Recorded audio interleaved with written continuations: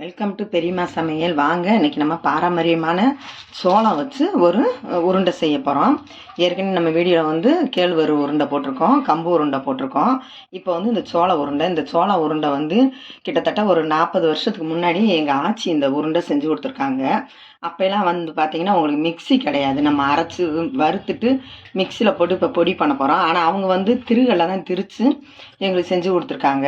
அதனால இந்த உருண்டை வந்து எனக்கு ஏற்கனவே இது தெரியும். இருந்தாலும் அப்பப்போ பிள்ளைகளுக்கு வீட்டில் தான் செஞ்சு கொடுத்துக்கிட்டு இருந்தேன். இருந்தாலும் இன்றைக்கி வீடியோ எல்லாத்தையும் போடுவோங்கிறக்காக எல்லாமே இப்போ பாரம்பரியமாக மாறிக்கிட்டு இருக்கோம். அதனால நானும் உங்களுக்கு இந்த சோளத்தை வச்சு ஒரு உருண்டை பண்ணி காட்ட போகிறேன். அது எப்படின்னு பார்க்கலாம். இப்போ சோளம் வந்து ஒரு 1/4 கிலோ எடுத்து வச்சுருக்கேன். நிலக்கடலை பருப்பு ஒரு 1/4 கிலோ, வெல்லம் ஒரு 1/4 கிலோ. மூணுமே இரும்பு சம்மந்தப்பட்ட சத்து தான். அதனால் நிலக்கடலை பருப்பை வறுத்து எடுத்துக்கிடுவோம்.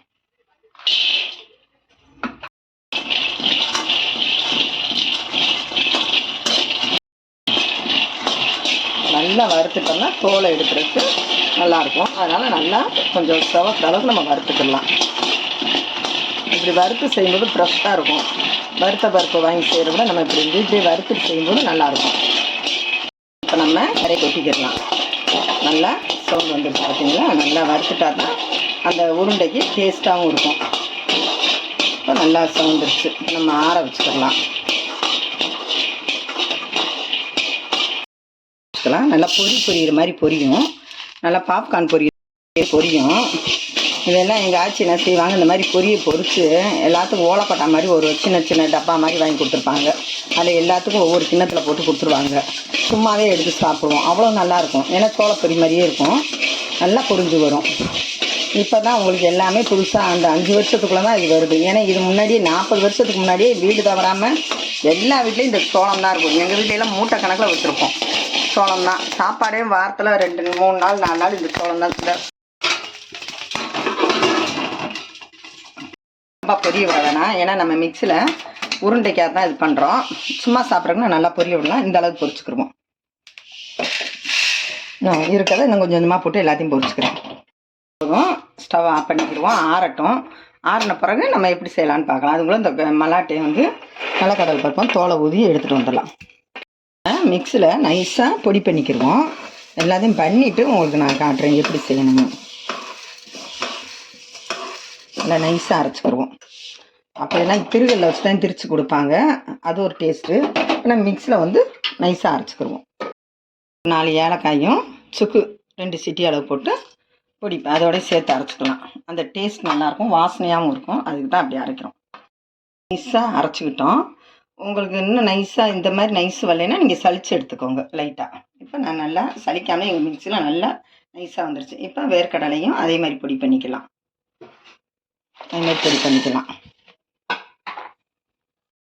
நல்லா பொடியாக நைஸாக அரைச்சி வச்சுட்டோம்.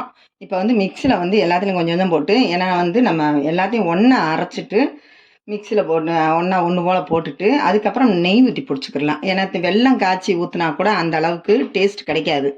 வெல்லம் போட்டோம்னா சீக்கிரம் 2 3 நாள் ஒரு மாதிரி ஆயிரும். இந்த மாதிரி பண்ணி வைக்கும்போது 1 மாதம்னாலும் குழந்தைகளுக்கு ஸ்கூல் போயிட்டு வந்து வீட்டில் இருக்கவங்க ஆளுக்கு 2 எடுத்து சாப்பிடும்போது இந்த மாதிரி மெத்தடில் செஞ்சோம்னா இன்னும் நல்லாயிருக்கும். அதனால நான் இந்த மாதிரி செய்கிறேன். இப்போ மல்லாட்டை பருப்பு கொஞ்சம் இதில் போட்டுக்கிடுவோம். அதுமாதிரி இந்த மாவில் 2 கை போட்டுக்கலாம். அப்புறம் வெல்லத்தை அதே மாதிரி போட்டு எல்லாத்தையும் ஒன்றா மிக்ஸ் பண்ணிக்கிடுவோம்.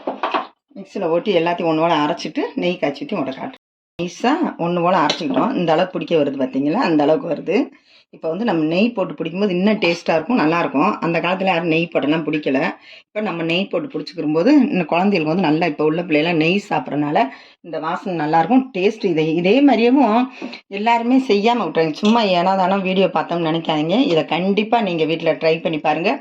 குழந்தைகளுக்கு அவ்வளோ ஹெல்த்தானது, உடம்பு ஆரோக்கியமாக இருக்கும். இதை மறக்காமல் நீங்கள் எல்லாருமே இதை ட்ரை பண்ணி பாருங்கள். சாப்பிட்டு இதை பார்த்துட்டு கமெண்டில் சொல்லுங்கள் எப்படி இருக்குன்னு. நாங்கள் உங்கள் இதை எதிர்பார்ப்போம். இப்போ நெய் சேர்த்துக்குருவோம். நெய் சும்மா ஆப்ஷன் தான், வேணும்னா போட்டுக்காங்க, இல்லைன்னா தேவையில்லை.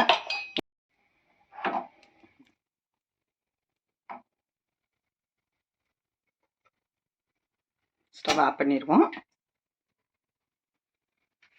நெய் வந்து இது வீட்டில் தயார் பண்ண நெய், அதனால தான் உங்களுக்கு நுறையா வருது. வெண்ணெய் எடுத்து வச்சு நாங்களே தயார் பண்ண நெய், வாசனையாக இருக்குது. இது 1 மாதம் ஆனாலும் கெட்டு போகாது இந்த உருண்டை.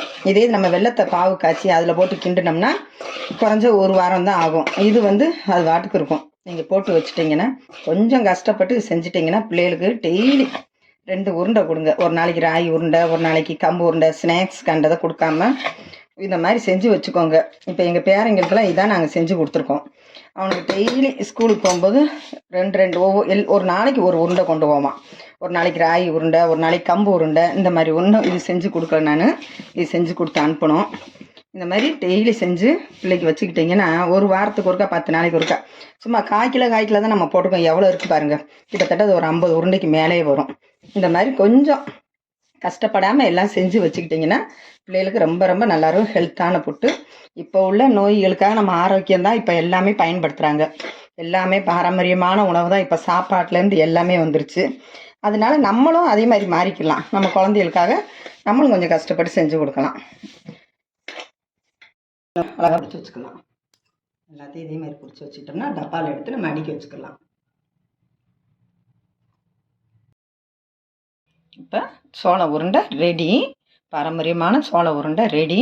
நீங்களும் இதே மாதிரி வீட்டில் ட்ரை பண்ணி பாருங்கள். இந்த வீடியோவுக்கு ஒரு லைக் போட்டுருங்க. பெரியம்மா சமையலுக்கு ஒரு சப்ஸ்கிரைப் பண்ணிடுங்க.